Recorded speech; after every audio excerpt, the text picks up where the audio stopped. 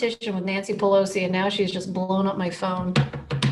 The rule of political fundraising is if you email them until they donate, email them 10 times as much. That's terrible. I don't like it. I'm not into it. Sorry, I had the YouTube link playing, but now so I was hearing myself say what I just said. It's very disorienting. Did it sound good when you heard it back? No. Oh, okay. Not at all. All right. So cool. So people are rolling in, but this has been a week, like a week and a half, and maybe the last 400 years. But it's there's been a lot of things happening, and what I find interesting about what's happened in the last few days, especially in the context of your book, Alex, is that the sides and the stakes are both becoming clearer, from a decision-making standpoint. And I think it's even more obvious than ever. And you made a statement, I think it was last week, that Facebook watches Twitter very closely, and probably more closely than they should, even given the difference in size of those companies. And I think what played out this week was just that. And it's interesting that I wonder how much that played into the train of thought that Mark Zuckerberg has been on this week, given at the relative decisiveness of Jack Dorsey over at Twitter, and how now others are having those decisions probably made a little easier, like an Evan Spiegel today, for example, in basically deplatforming the president off of Snapchat. So, the whole, and Oregon, feel free to weigh in on this, but I just feel like, again, for a book that has done, and you've done an incredible job with this in focusing on, what the different leadership cultures are. The culture often does come from the very top. And I think that's well said in the book. And I think what we're seeing is the consequences of that playing out in real time. And so, given the things that have been happening and developing over the last week, and these are real significant issues, and I don't want to minimize them by putting them in the context of the decisions of tech companies, but I actually do think they impact a lot of us, because these are the very same tech companies that people are using to organize, share information, good information and bad information. So I think I would love to have that discussion today, because I think it's an incredibly timely way to tie this all up in a bow, so we can pay attention to what's going to be happening next, because I think this is all going to be playing out before our eyes. Orchid, anything to add to that? Nope, you got it. Okay. Sorry, this is more gravitas. I usually have a background screen, but it's virtual the background. Times, right? I mean, we were just chatting before everything started. It's going into 2020, I think the Mayans were right. We didn't really think that we would move, from a pandemic and then, have it kind of stabilize and then go into essentially what is a civil war of and it's kind of racist versus everybody else. And so I think, to your point, Ian, it is that tech companies, for better or for worse, often for worse, have an outsized impact on our society. And, to your point, it's we've been having this, I feel like the conversation we've been having for the past couple of weeks has kind of prepped us for all right, when it comes to responsibility and when it comes to actions, these tech companies with all the power that they have, what happens when push comes to shove. So Alex, I tweeted this at you last night, but I was I stand big technology, Alex, because you don't give a fuck, and it's great. So, what have you been thinking this past week as you've been seeing various tech companies respond to what's happening right now? Yeah. So first of all, thanks. That's a great intro. Great way to kick it off. Okay, God, I have so many thoughts running through my head right now. So I'll just go one by one. The first thing is, in in the book, so I talk about the leader of the future, and this is definitely a management book. Don't get me wrong. It's a management book. It's about culture and processes in companies. And, when I initially envisioned this chapter, I thought it would be about how to lead, a company, how to make it as successful as possible. But obviously, what we think about leadership is way, way more than inspiring and motivating employees. And that's why, like, this chapter is definitely one that covers not only, how to lead, in a product sense, how to lead to create products, but also how to lead in society, and it deals with, income inequality and racism and education, which is definitely, I don't think, your traditional leader of the future chapter in a management book. And I make a point to put this down in the chapter. So I say, as we approach our final pages together, it's worth contemplating what is required from the leader of the future. As I thought about what this leader might look like, not only how they'll inspire and direct their colleagues, but how they'll act in society more broadly. And then I say, I'm going back to Cornell, where I studied management to begin with, to have these discussions, and that's the entryway into the chapter. So yeah, I think that when we think about leadership in a company, we need to think about way more than when it comes to how people lead and create products. It's definitely a societal responsibility there. Now, I think we talked about this last week, but I'm going out on my own and starting, this new publication, newsletter, and podcast, Big Technology. And these have been the first 2 days of that, new existence's, start. And there's like, I'm going to lead off that publication with a couple of big stories, which is why I haven't published anything yet. But there's a lot that I would have liked to have written this week, and maybe I'll find some way to get it out there in some form. But I do think that this is like a pretty good venue to talk about it in. So just the long and short of it is that, when I've seen these, the discussion to me feels way too small, if that makes sense, as far as when it comes to the way these tech companies are operating. We're having a discussion about a label. I think that's important. Should Facebook label one of Trump's posts? And we've had employees that have come out and said they should, and I'm sure there are some employees that think they shouldn't.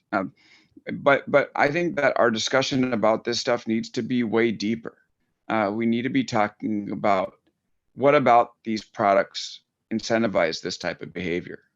Why are we living in a society where the fringe has all of the attention and all of the oxygen in the media ecosystem, and level-minded people seem to be getting crowded out? And I think this is, I talked about this in the introduction. We often look at the symptoms and less about the physiology. And I was pretty disappointed, even though, seeing so many Facebook employees, step out, but not talk about the fundamentals of the product that they built. I'd like to see them think about, why does their product, encourage people to post stuff like we saw over the past few weeks? Why does it spread it like wildfire? And why, if someone has a, even keeled response, is it often not there? And to me, that's the sort of introspection we're going to need if we're going to fix the problem with the social networks. I think there are definitely, a number of things that they can test. They can start to roll back the status game that we have, by starting to test a different way to show public-facing metrics. They can start to slow down these networks by, making people click a link before they retweet, by making people wait a second or 2 or 10 before they hit the retweet button, or maybe removing it completely. And to me, I think we need to have a much larger chat about the way these systems work and spread information. And this, is the tip of the iceberg. My only thought is like, Twitter put a label on, Facebook didn't put a label on. The underlying dynamics of these platforms are actually the real problem here. And that's the thing that I think we need to have a discussion about. And, I don't think one company is valiant and one company is not. I think both of them are running services that are overall detrimental to the discourse in society, and I'd like to see them take a hard look at what they're doing and work on improving it. Does the I've been very fond of saying that when it comes to the way that companies operate generally, when they lack one, the employees become the conscience of the company. And I think we're seeing that in some cases play out, over at Facebook, where some employees have decided to take a stance and leave, or at the very least threaten to get some kind of action taken there. I'm wondering if you think that in Facebook's culture, which is one that is supposedly a feedback, as you describe, if that kind of feedback is taken, say, as seriously as what would normally be like constructive feedback in the form of a like an employee review or casual conversation about the development of a product. Yeah.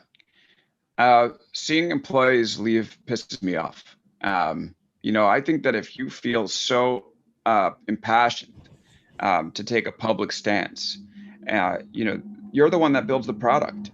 So what's going to happen if your voice is gone in that company? It is one that prioritizes feedback. But like we spoke about, feedback system only works if the inputs, are diverse and aren't completely techno-optimist. So if someone is so mad, that they're willing to leave, that's another voice that we'll see removed from the feedback system. And, it basically, if you want to have any hope in fixing the problem, you got to be in there and actually, work to fix the problem. And I tweeted this chart talking about the ways that, the best ways to voice dissent inside a company. And leaving, in a blaze of glory is always, almost always destructive, because people won't, you're gone and people won't take what you have to say seriously. So, I mean, the other side of that is, they were there and Facebook still made a decision that probably shouldn't have made. So what's the use of staying? But to me, that's defeatist. Like, I think that, by staying in, you could have a serious impact. This company, we all know that the stuff that we see on Facebook shapes our views. There's an internal Facebook that they use inside that company. And so, by staying and remaining active and voicing your opinion in terms of the way that you believe the company should go, the way you think the product should be development, that's where you have a chance at really, forming some real change there. I get it. Like, if somebody doesn't want to be a part of it, it's obviously their own decision. But I think that they could have the biggest impact by staying and really raising their voice loudly inside the company. And I do think that would have a bigger impact than just leaving. To your point, it's kind of like fight or flight took in, right? So you're going to try to decide what you're going to do. And, with Facebook, I think that was the first quote unquote walkout that company has experienced, at least in recent memory. Like, I don't remember a time where Facebook employees have been so vocal about disagreeing with what leadership or Mark specifically has decided. Do you think that that's the beginning of something? Do you think it means anything? Maybe it doesn't mean anything, but what are your thoughts on it? Oh, I think that, first of all, this is definitely unprecedented. And it is, I wouldn't even call it the beginning. I mean, there has been some serious discontent inside Facebook ever since Joel Kaplan, their head lobbyist, sat behind Kavanaugh at the confirmation hearings. And there was a revolt there, but largely kept inside. This is the first time we've seen it spill outside. Same way with Google, right? Google used to have dissent inside, then we saw it spill outside. So yeah, I think that this is going to be taken seriously inside the company. The other thing they also revolted over was misinformation in political ads. There were people inside that voiced their opinion strongly and gave some alternatives. So, yeah, I mean, it's the Facebook employee base is definitely riled up right now, probably rightfully so. And this will change the company. There's no question about it. But again, I think that people are going to be more effective trying to do that from the inside. Like the last thing we need is, more of a monoculture inside Facebook.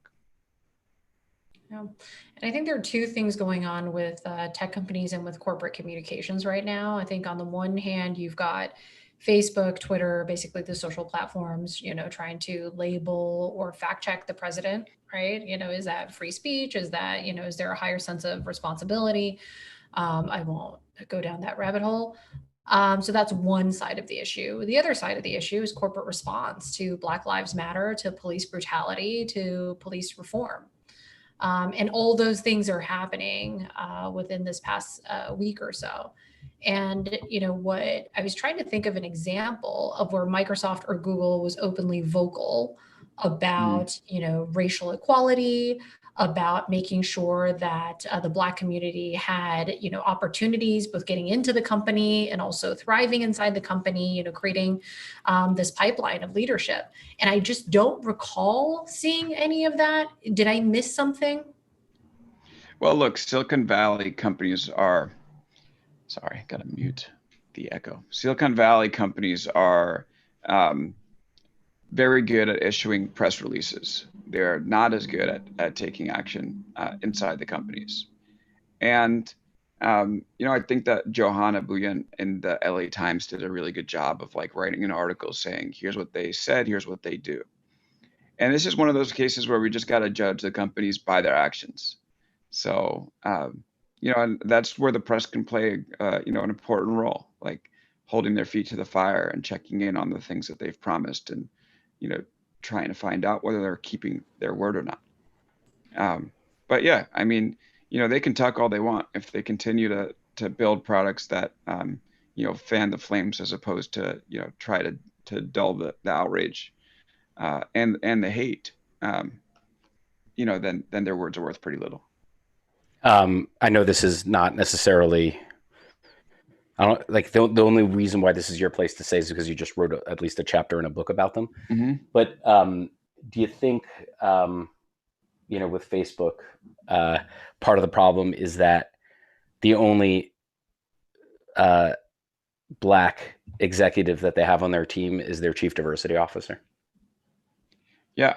I mean, there's like, you looked at their org chart and there's like, more guys named Chris than, diverse board members. So it goes back into the, you're going to be aware of things that you wouldn't be if you have more diverse people giving you feedback. So I think that's important.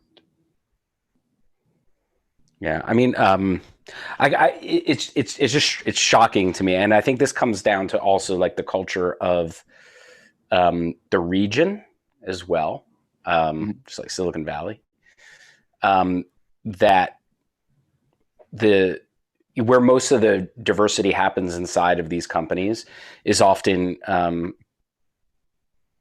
let's see, if it's probably by position, right? If you're talking about male diversity, it probably gets like more like diverse in like the engineering teams, right? If you're talking, and these aren't generalizations, there's real data to back this up, right? If you're talking about like female diversity, it's probably more likely to be in like PR, marketing, and sales, right? And so like, why is this so hard to do? Like why do the pipelines of talent not seem to reflect the customer bases that these companies are serving? That's a good question. I mean, that might be rhetorical. Honestly, like, but yeah, I mean, the point is very well made. I do think that they need to. It's on the companies to figure this out. At the end of the day, I mean, like you were in advertising too, right? Yeah. Like, so like, and I was in advertising and the always like, whenever you ask somebody, why don't you have more like diversity in your talent pool? It's always like, well, the supply isn't there. Yeah. With all due respect, that's bullshit, because it's like we make the supply. Like, we inspire people to come work in our profession. And if the people, like whoever the people are that we wanted to have there, that's who we would go after to help develop. But it just seems like where the talent is developed in Silicon Valley is like the Stanford computer science program or Harvard or like, it's again in the same places that are part of, in many ways, the problem when it comes to diversity, especially racial diversity. Yeah, this is on the companies. I don't think there's an excuse. Yeah. Sorry, I'm very worked up about this. It's just a week to be worked up. Yeah, I know. Don't even apologize. I want to get some other people involved, and couldn't get other people involved without going to Hal. Okay. So Hal, you're going to get the ceremonial first Hal, what's comment up? / question. Hal, did the river in your background dry up, or what happened to that river? Oh my gosh. Yeah, it's a long story. It's a long story. Basically, I left town because town was so empty that I literally drove to my mom's house. That's straight up what happened. So welcome. Nice. Okay. Yeah, that's where I am. That's where I am. This is real. I don't believe it's real because it makes a sound. It's like a drum. It's awesome. You know what else? Is it wood burning? Is it wood burning? This is pretty fun. This is a yoga ball. Oh, nice. Yeah. So anytime you need to switch it up, you got options. You got chair. You got this. Great. So it's pretty solid. But yeah, real talk. Welcome to the real fireplace. It's awesome. Good to be with you here. So there's so much going on right now, and the world got like a million times more intense because last week was crazy. I'm sort of waffling between asking you a question about that or waffling between asking you a question about what we were going to talk about, which is sort of like the optimistic sort of half of it, the chapter 7 piece. So I want to ask 2 questions. Great. Let me just hold up. I'd expect nothing less. That looked like 4. I'm going for 2. I'm going to ask 2 questions. Yeah, exactly. I'm going to ask for 2 questions. It's like that's bad, like physical communication. So question number 1, I guess, would be, it seems like a long time ago now, but given the Twitter fact check and given the Facebook not fact check, or who knows what's going to happen,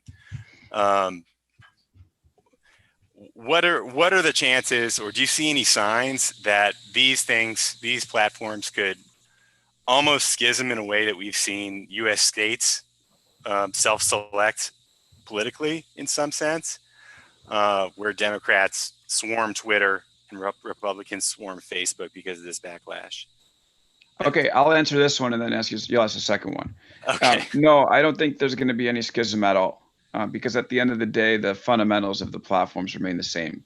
Both have a button for quick share, which is the retweet on Twitter, the share on Facebook, and both are status games where your followers are public facing, your metrics are public facing, which encourage people who don't have mainstream status to post way more than people that do. Yeah. And so what you have is the fringe posts, and then their adherents retweet without a second thought. Then the content streams are all going to be filled with, the same type of stuff. So that's kind of what was my point at the top. Like, the label, I don't want to say the label doesn't matter, because it matters. But the label is not the problem. The problem is everything underneath the surface. Yeah. It's not the one post. It's the system that enables this stuff to spread and encourages these type of incendiary posts. We got to focus on the system, because the longer we focus on the label, we're allowing the underlying problems to go on. Yeah. So I would say, Facebook's in a world of shit right now, but I don't think we should be, letting Twitter off the hook either. Okay. Second question. Yes, that's actually a really good lead into the second question, which is looking just at the system and thinking about changing the system.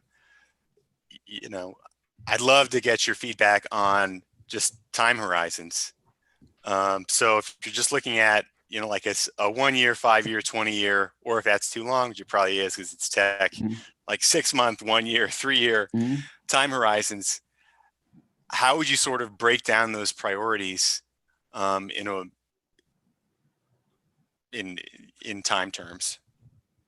Well, look, it's all about will inside these companies. Yeah. You know, if they're willing to do, and I don't even argue for them to make the change. I want to. My argument is do a test. Mhm. Test what it looks like if you make people wait to retweet. Test what it looks like if you make people click a link before they retweet or share. Yeah. Test what it looks like when you remove public-facing metrics, or instead of showing every follower someone gets, put them in tiers: 500 plus, 1,000 plus, 2,000 plus. Mhm. Right? There's no doubt that that would change behavior on these platforms, and it's really up to them to figure out what that's gonna, what that would look like. Because us, the public, we can't do these tests. Only they can do the tests. But they Yeah. should at least try it out and report back and tell us what it looks like. Yeah.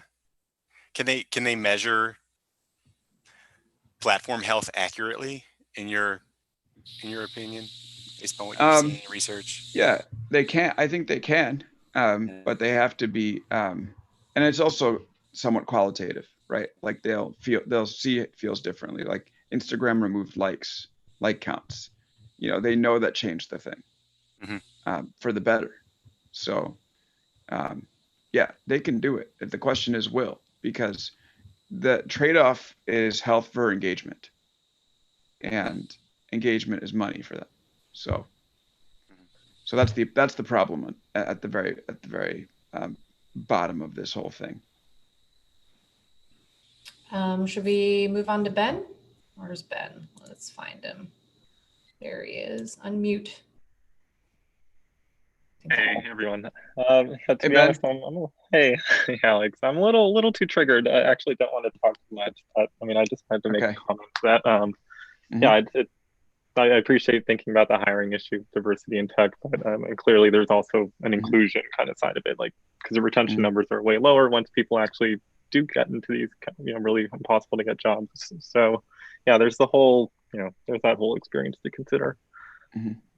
Yeah. Thank you, Ben. Thank you, Ben. I mean, to kind of build on that too, like something that I observed over the past, couple of weeks is that within corporate, like let's say intranets, usually like D&I tends to be a separate group, right? And you opt into that group. Whereas when you talk about diversity and inclusion, I mean, like, why is that a separate group?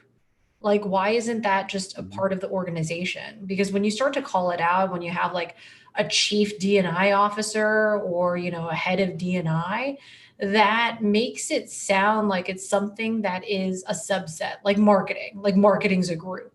And then D&I becomes a group when it's like, that is actually just how companies like should be or care about. Like, does that sound crazy? No, it's like mobile, right? Facebook had a mobile team.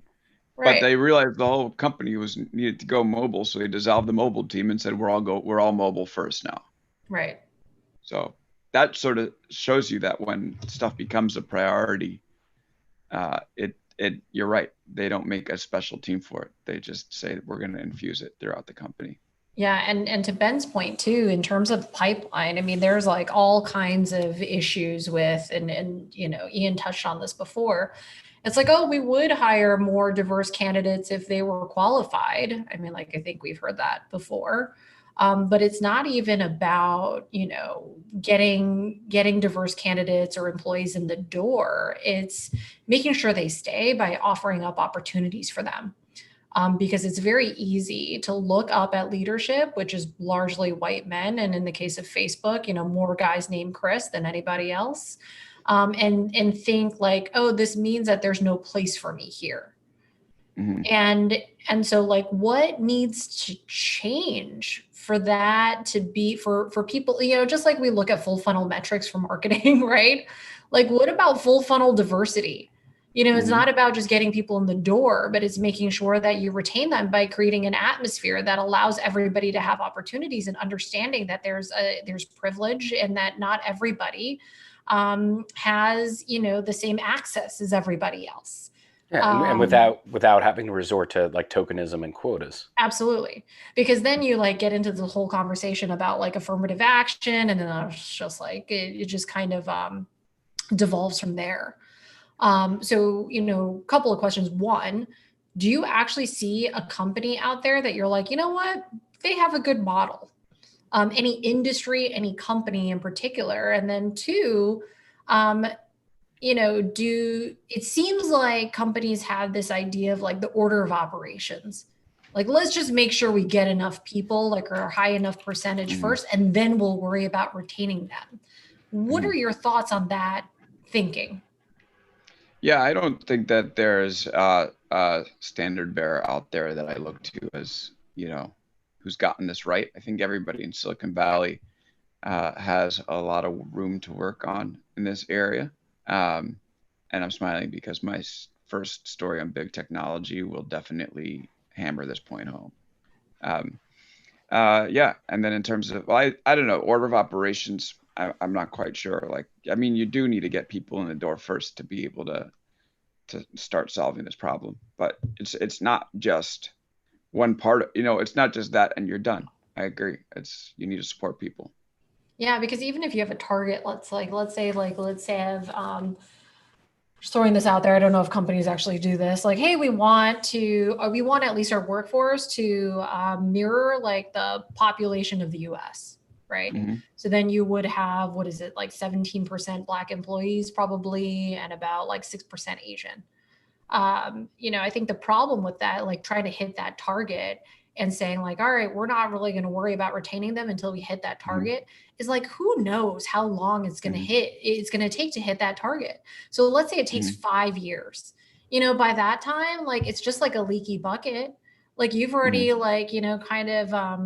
sorry, I'm also very passionate about this. We're just very worked up about it. We don't need to apologize. Like, this is a week that we should all, come in passionate. I think we're all passionate today.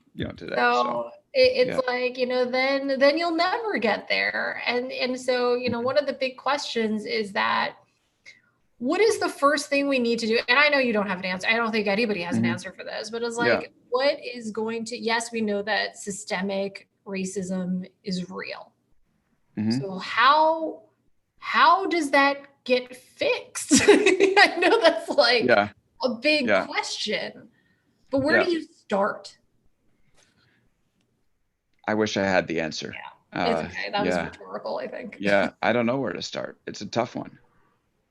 The problem is real. The answers are hard to come by. Yeah. All right, let's move to Craig. I need to take a breather and like get a couple of sips of my cocktail here. Let's unmute him. Echo chambers.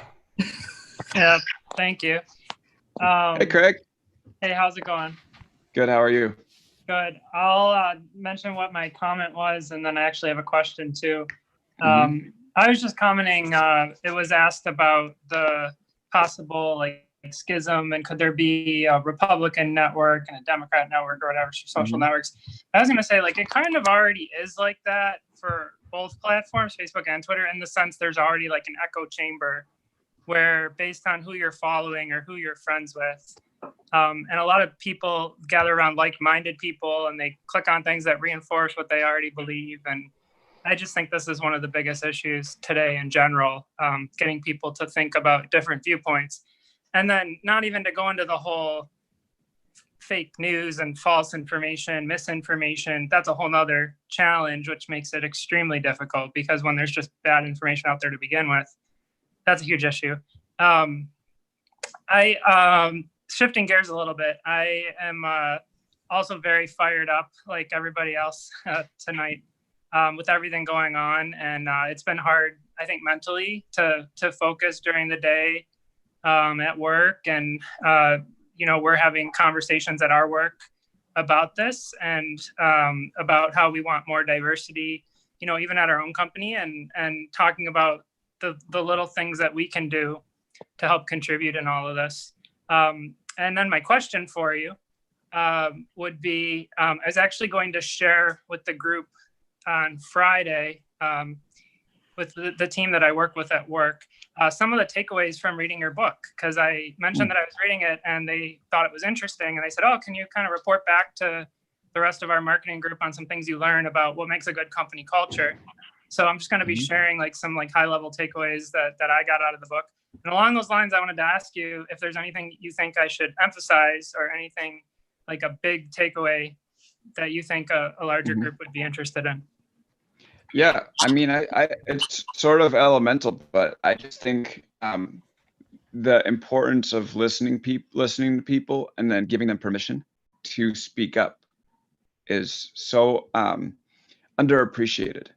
And so it's hard. It's simple. It sounds simple, but it's so complex to create a culture where ideas are appreciated and where people feel welcome to advance them. And it takes effort on both sides. It takes effort from management to elicit ideas from people who are not, their bosses, and it takes effort from people to feel comfortable, have the courage to go up and share these ideas. And to me, it's like that's an elemental form of communication, being able to, not to be shy and to make people feel welcome.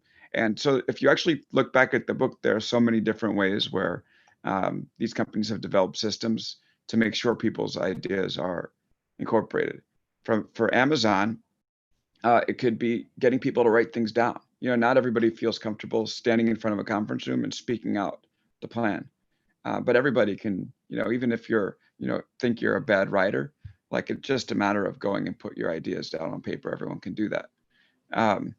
And then, Google, for instance, like the fact that like you can post on internal social networks, Facebook, the same thing. So and then there's like the overarching message of like, and we spoke about this in the Amazon week, think big, and how Amazon encourages people to think big, where most businesses encourage people to think small. There's a whole lot of creativity and ingenuity out there from the top to the bottom ranks. And I think the companies that are going to end up doing the best are those that acknowledge that reality and find a way to make use of it. Those are the ones that are going to thrive.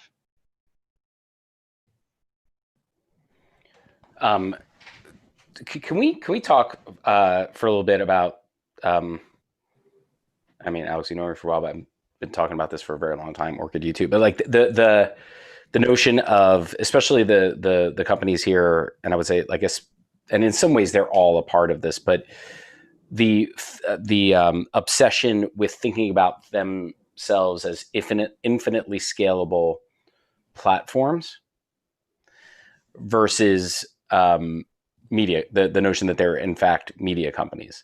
And I think some of these, like some of the companies, at least the ones in the book, have tried to like divest somewhat from the media holdings, like Microsoft, for example. But others really are intent on keeping this identity crisis alive, right? Because they want to have their cake and eat it too. Frankly, like they want the benefits of having an infinitely scalable ad network while also being able to produce and distribute original programming.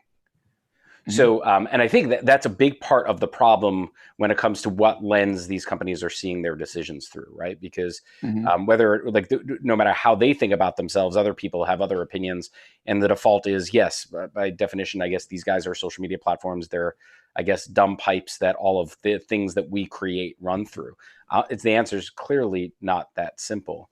And so I wonder if, and we did touch on this maybe a little in some of the earlier conversations, but now that all this stuff is kind of back in the news again, like, did you, and maybe even recently, like, have you seen any kind of movement towards maybe accepting the fact or facts that they are media companies? I feel like that's the reason why Snapchat, puts their Discover platform out there first and say, this is how we're taking our action, right? Twitter is kind of hedging their bet a little bit too. And Facebook is just like, nope, we're a platform. Yeah.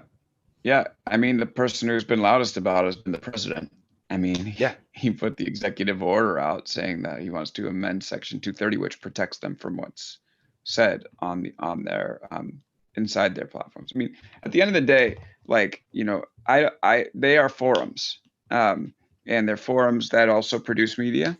But I think the biggest editorial decisions they make is how they structure the way information flows through their forums, right? So I think the way that they, and I'm going to sound like a broken record on this, but I really think this is the case, the way that they, allow information to move through their networks their algorithms and the metrics that they make visible to the public are the most important editorial decisions they make, period. And so, yeah, labeling them a media company in order to make them liable for the stuff that's said inside them, that opens a whole can of worms. They would die right away. Maybe, who knows, maybe that would be good for society. But yeah, I think if we focus on the editorial decisions they make by nature of the way they structure their products, and they have to focus on it too. That's where we're going to end up getting to a better place. I think I've been showing the best side of myself to you guys. So just to be clear, I'm a petty person. And I want to hear your thoughts, Alex, on, the whole like Mark Zuckerberg, like back and forth and like calling Trump in the White House and getting alignment there, and then like listening to his employees and then deciding like that they weren't going to take an action and like flag Trump's like, comments at all. Like, what is he playing 4D chess? I mean, maybe, but like, what is the point of all of that? Well, I think that like we talked about in the Facebook chapter, the man definitely wants to get perspective from everyone before he makes a decision. So that's what he was doing, on the phone with Trump. His judgment could be better in some areas. There's no question about it. But yeah, it's sort of like peak Zuckerberg to be like, hey, I'm thinking about making this decision. What do you think about this? And so he clearly doesn't care about optics is part of it, which I don't know if that's like good or bad. Maybe that's kind of good. I don't know. Yeah. He started the year saying that he doesn't want Facebook to be liked. He wants it to be understood. So what if you understand it and hate it? Like, I'm kind of like on the, like, I just like, if you asked me to say a nice thing about Facebook, like, I don't have anything nice to say. Yeah, that's a fair reaction. Yeah, I don't know, like, someone did an interesting tweet this week talking about how like the Huffington Post put Donald Trump coverage in the entertainment section in the 2016 election. And obviously that didn't stop Trump from becoming the president. So like the labels matter, but ultimately it's the political environment that these platforms foment that I think is, and I maybe it sounds like a cop out or something like that, but ultimately, like, once you start having to put the label on, it's too late. Once you're a Facebook employee and you only decide to speak out at the point where you want the company to put a label on, you're too late. Yeah. Ultimately you got to think of, if you build it, that's what it comes down to. You have a choice to how to architect these systems, and you got to do it right. Did you see that tweet thread from Sam Lessin on about like free speech? And like, I think that was essentially his point. Like, if you want your platform to be a free speech platform, then like, it's not about the algorithms. Like, it's just free speech. Everybody has a page, like it's weighted equally, whatever. So I think if I read it correctly, that's essentially like saying what you're saying here, right? Like, by the time that you have to like go in and label stuff, it's like the algorithm's already like taken over, and it's like, there is like, what's the point anymore? It's just going to do what it's going to do. Exactly. And I think algorithm is like, algorithm is part of it. Share button is part of it. Metrics are part of it. The algorithm is sort of like the algorithm's pretty dumb. Like I was speaking to a former Facebook employee, and he was like, when everyone says congratulations, then Facebook's algorithm knows to bring it up in the ranking. So same thing with shares. But if you took the share out, because the algorithm weights share heavily, weights engagement heavily, you would see a different, I think we can remember Facebook was actually a pretty fun product to use back in the day. But then it brought public personalities in, and it brought virality in, and it turned into a shit show. So how do you reverse engineer that back to make it good? And I think there's a clear answer to it, right? Which is you start to remove some of those elements that you brought in to turn it what it is today. but it comes down to their will to do it. I find it. Don't bring the poking back. It's weird. No more pokes. Yeah. Super poke only. Poke. Okay, fine. I wonder if there's.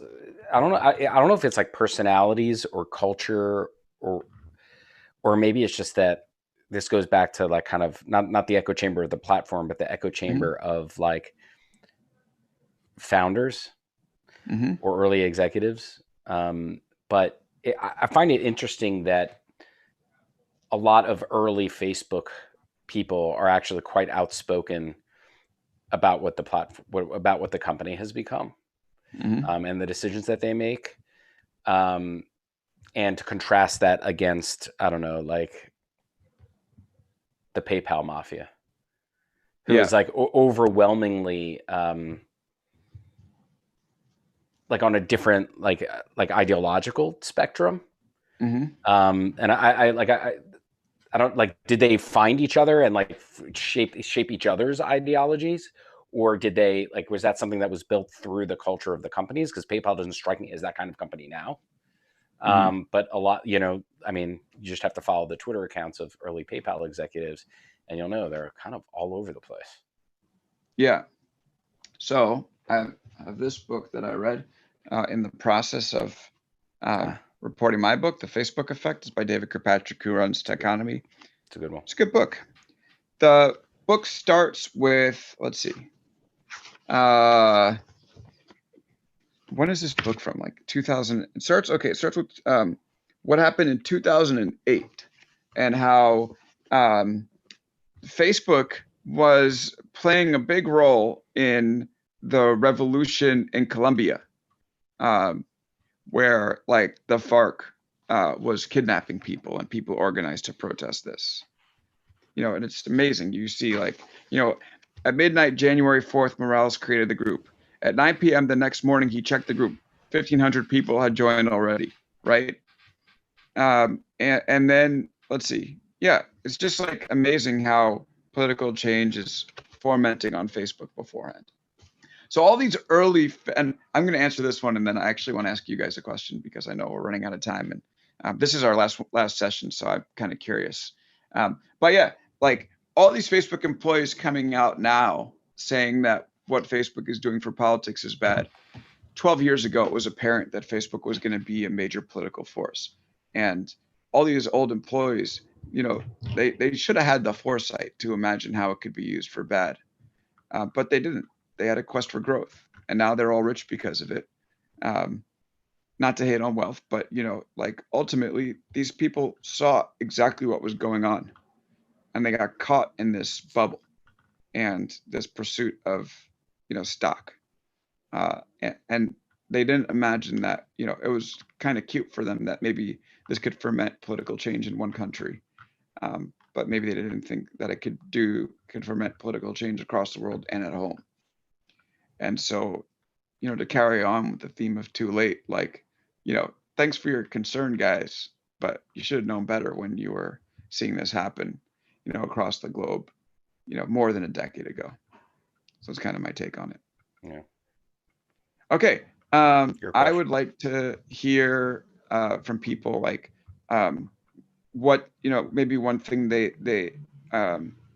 one thing you guys learned from the book that might have surprised you. And then if you have any feedback for me on like stuff you would have liked to have seen more of, and maybe something I should think about if I ever get a chance to write another one.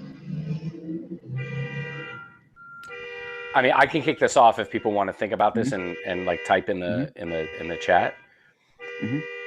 But I feel like there's a group of other companies that I want to see the similar, right? Like the similar profiles on, right? Like I think like Snapchat, I think is one of them. You know, granted they're smaller and less maybe like consequential than the companies that you profile in the book globally. But I also think they're masterclasses in management and culture. And like in Snap's case, how they figured out how to change it and how that's, you know, resulted in changed fortunes even, you know, for the company. I think Twitter deserves It's a, you know, like you know, a similar look, given their changes and you know, founders leaving, founders returning, and like things. I just think there are rich stories in there. So it's like, again, it's like I think there's another tier of companies that are smaller but very influential, that I think a lot of people touch every day, that, you know, I think would benefit from the same kind of treatment. I even think those companies would benefit from that treatment, as scary as that might be. The fact is like, if you don't write about it, like somebody else is going to write about it. So might as well let the person who wrote one book about it do it again. It's my pitch to your publisher. All right, should we send it over to James? I don't think he's shared yet, so let's unmute him. I can find him. There he is. I got it. I think I did it. Yeah. Oh, well, there you go. Yeah, yeah. It now asks me if I want to be unmuted. I know that. That's new. Never used to do that. How is everyone? I mean, watching from Australia, it's like, wow. It's like, wow. Everyone. Sorry for your camera people. I guess it's I mean, the footage, the ABC, the Australian ABC, like footage of the footage here, and the reactions are were absolutely actually like fascinating to watch, especially coming from someone who's such a close ally. Yeah. I mean, it's amazing to watch. It almost feels like, you know, why hasn't this happened already, or why hasn't this happened before? You know, and I guess the answer is it has in some ways, but never in the same sort of scale. And you know, it's hit off a lot of conversations everywhere around the world, including in Australia too, obviously.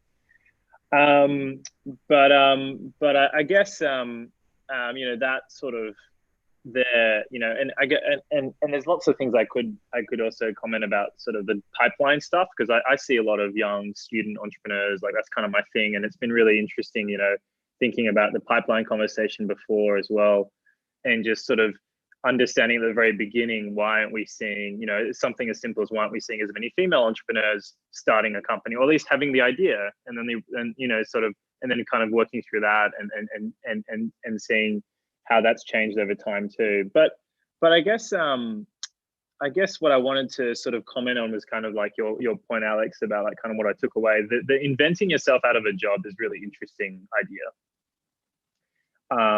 And I think it speaks volumes towards the next kind of I don't know what you could call it, but next kind of corporate management approach, which won't be just simply within tech, it'll be across all industry sectors, right? Because really software and technology is infiltrating all sectors, right? And we're seeing characteristics like this come out of everywhere.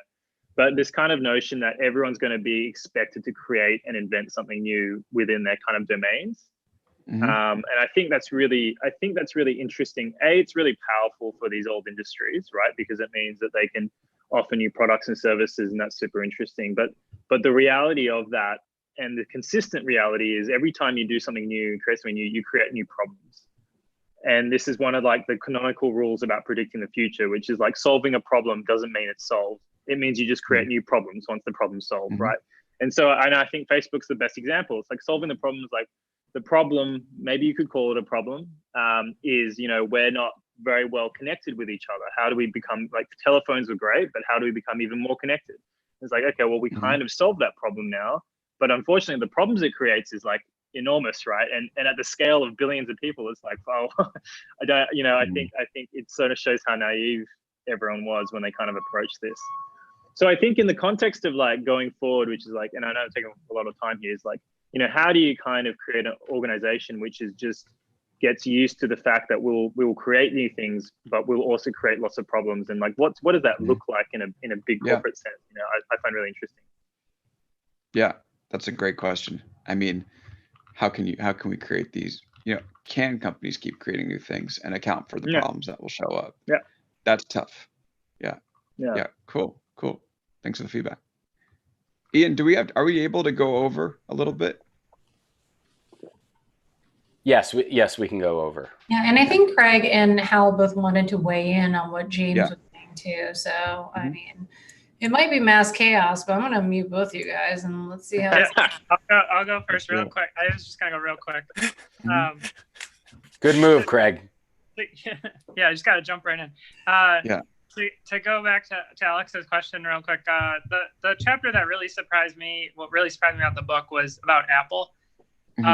Just how secretive they are. I mean, of course, I knew that a little bit, but like the extent of it and the siloing off and how like with Siri, they were in this whole other thing and they were not talking with all the other departments and all that. Like, it's just, I didn't know all that. And it like really made me think about Apple in a whole new way. Cause I love Apple's products, but I'm like, yeah, that's not a culture I would aspire to for my company. So that was what most surprised me. And then in terms of, something for a future book or whatever, I agree with Ian. I think the next like maybe set of companies, look at another set of companies. And I was also thinking maybe they're just like hot companies today. They don't necessarily have to be like pure tech, but like even a company like Uber was one I thought of just randomly. I'm trying to think of other companies. Obviously they're in interesting times right now, but companies like that. Yeah. My brother told me I should do a book called Always Day 2, and it's to be about companies that didn't follow these instructions and then died. So that's hilarious. Or Uber's a candidate. or it could be companies that, you know, just kind of stick to their guns and never wanted to have massive growth, but make a massive impact in whatever they do, right? And so it could be the ones that no one talks about, but are actually really, really profitable and good companies. It's like, well, how come? You know, it's just they don't have the big shining lights, right? There's tons of them, right? Yeah, totally. Yeah. In fact, that's one of the things that I wanted to build on. I had some sort of thoughts about it. It seems like there's a lot of talk about scale, and software just happens to be able to scale really well. And you hear about billionaires a lot, you know, but if everyone tries to scale and go massive worldwide, there's only so much you can do. Eventually you're going to use that up. And by focusing on the massive, you know, you neglect sort of the communities around you. So I think it'd be a really interesting look at, you know, like, I'm just going to make something up, like the rebirth of the millionaire, where the millionaire is cooler than billionaire because look, they're actually, I mean, look, maybe they don't have $1 billion, but $1 million is a shit ton of money. So it's a lot of money. I mean, and they know their community because they're in a community. You can actually care. So I was just going to build on what James was saying. Cool. But I did have, sorry, Orchid, were you saying something? No, I was going to say, I think Basecamp probably follows that model, right? Like a company that, you know, is really well run, didn't take like a huge like amount of outside money, and they're kind of chugging along and, you know, pretty steady growth. Like that's actually pretty fascinating. And obviously their founders are, I don't know, maybe it's just like the tech Twitter echo chamber, but it usually come off pretty thoughtful. Atlassian was pretty similar locally here as well. They didn't take any money till much later on, and one of their big mottos was always to kind of like have this balance with how you approach work and building software products, which is just complete opposite to all the Silicon Valley companies, which I was like, you know, aware of at the time. Yeah. Before you ask do your thought, I just want to say that like, hopefully this doesn't sound too defensive, but yeah. The last thing we did on the book was change a little bit of the introduction. I think I might have mentioned this. So I said, like, this book is not about growth or growth hacking or beating down smaller companies. It's about creating inventive cultures, which I believe everyone can learn from. So I hope that the book fulfilled that promise and doesn't come off as a growth hacking or a blitz scaling type of manual, and more of a how do you build something that's good. Yeah, but okay, what is you're good? Up. Yes. I think that's I a good sort question to ask this week. Yeah. I sort of read it as more like a tool, and it's like, what can you do with a hammer? Well, I could like build this small thing, or I could build this gigantic monster truck that's gonna, you know, whatever. Yeah. Anyway, that's just initial reaction. But I would say that it's cool that you went back to the beginning. That's very like grad schooly, like end with the conclusion sort of thing. But I'd say like reading the book and thinking back on it and thinking about what stuck. I mean, two things really stuck out to me. And then I have like four thoughts, and they'll all be pretty quick. The things that stuck out to me is that Amazon was the most inspiring. That place is just what they've done in terms of the culture, and it's just like it's like a case study in getting people just to focus on what matters and get rid of like the nonsense. And it is kind of lacking, I don't know, a heart in a lot of cases. But anyway, so that's one thought. Cool. The second takeaway was, I mean, Apple, if they could solve, I read your book and I was like, if Apple can solve this culture, like this is like tech's biggest unlock right here. Yeah. Because they've got people all over the world using all of these things. I mean, I have a phone like that. This is kind of an old one, but I have it. Yeah. And people love the products. Like if you can make Siri awesome, if you can control the smart home, if you can, I don't know, create some awesome software thing, if you can do the car, which you could all do, if you could fix the culture, probably. Yeah. That would be insane. Those are kind of great. My two thoughts. I'm writing a note down because that should be that could be an article for me, if you don't mind. Yeah, man. Apple is tech's biggest unlock. I think it's dedicated to Hal. I mean, Hal. It's like, let me know if you go on an all Apple diet while writing it. That would make it extra authentic. I've been trying to eat apples instead of chocolate during quarantine. It's good. It sounds healthy. Trying is the operative word there, because ultimately I've gone back into just gouging out on ice cream to make myself feel better. Okay. And then Sonia had a comment as well. Yeah. We're gonna mute those guys and unmute her. Oops, that moved. Hold on. Okay, there we go. That work? Let's see. Oh, that did not work. Oh, yep. Okay, cool. Oh, sorry. Things keep shifting on my screen. Sorry, Sonia, you're gonna have to. Okay, there we go. That work? Yes. Hey, Sonia. Hi. Yeah, so I think the chapter or the piece that surprised me was Microsoft and the ability to take, especially in tech companies, you see companies that have been around a long time and where they misstep and sort of get lag behind, then they just sort of fade away and die, right? And to see that evolution come back and that resurrection come back, I thought was interesting and inspiring. I think particularly for bigger companies who might be headed down that path. An idea for the next one, I'd be really curious, especially after our conversation today, and then what you mentioned in the last chapter around AI is technology is sometimes seen or promoted as increasing conversation but in some cases, like in the AI hiring, it's decreasing conversation. And I'm just curious to see how our technology companies having that conversation about how they're impacting dialogue and how they want to impact dialogue.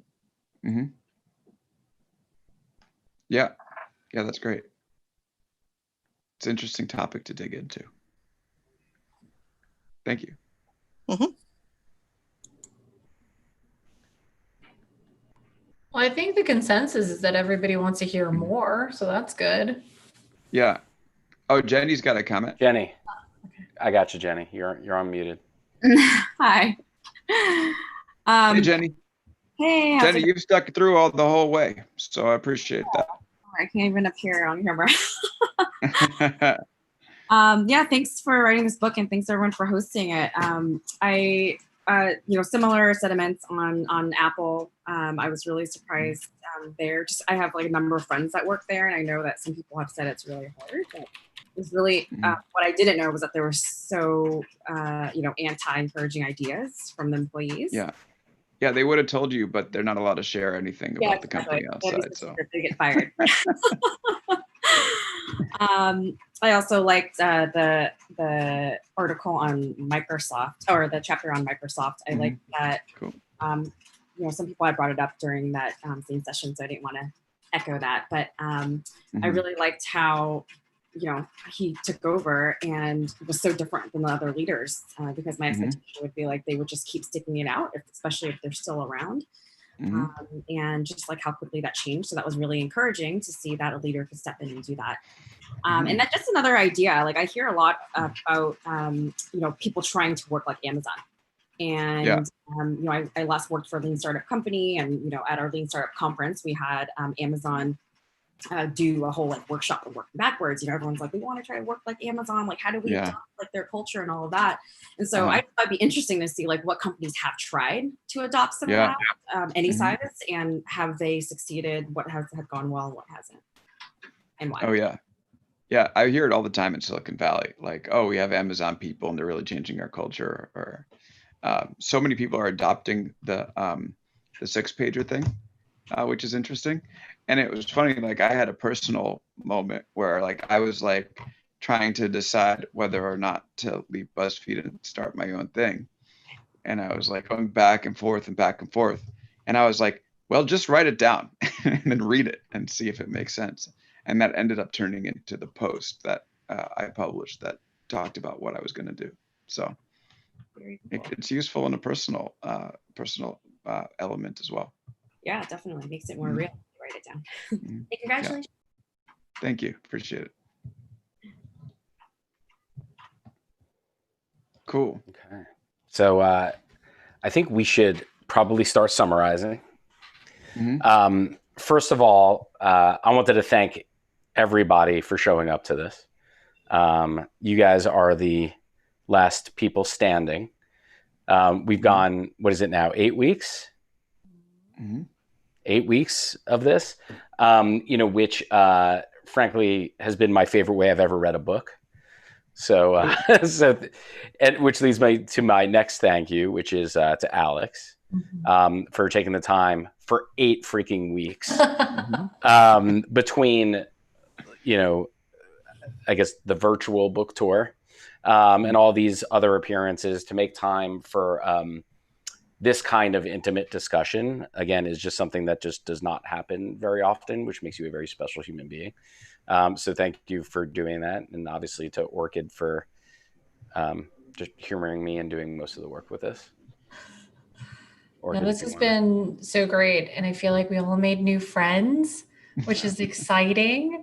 And I think, we'll kind of figure out what next steps are, right? I mean, Alex, you're going to have, kind of this corporate like materials or workshop or whatever it is, in addition to big technology. So I think you have a built-in focus group here, although we're a little biased because I think we all like you. So, Love means love, not just like, but love means, always like, being real and saying what you're actually thinking. If you guys see me going off the reservation on big technology, you can just let me know in the DMs because it could happen. No, I'm super excited for Unfiltered Alex. This is going to be fun. I did notice the energy shift, and I'm very much looking forward to that continuing to happen. Yeah, too many margaritas last night. No, like the Adam Driver of the Kylo Ren of tech. Journalism. But seriously, I'm really excited for this next step for you. I want to make sure everybody, kind of follows you on the journey, because I think we'll all be a part of it on big technology, and definitely looking forward to what comes next. But I think I share everyone's sentiment in saying, like, let's not be strangers. We all shared an experience, and that's kind of rare these days. Unless you're talking about like a show on Netflix. Yeah, or HBO. That's true. Yeah. Go ahead. And you should say something too, Alex. Yeah. Well, first of all, I just want to thank Ian and Orchid for putting this together. This was started in like a kind of I don't know if it was a joke tweet by Orchid or a DM or something. It sort of was, but then it was like with all good ideas, you don't really know where it originated, right? Yeah, it's like when you like jokingly flirt with somebody and you're like, what's the worst that can happen? And then you find out. Yeah. And you're locked in for 8 weeks. Yeah. But I was, when I heard the idea to see Orchid and Ian be excited about it, to me it was so like it was amazing, because it was a pretty depressing time to release a book, right at the worst part of the first wave of this pandemic, where like the whole book tour got canceled and we were just seeing things fall apart every single day.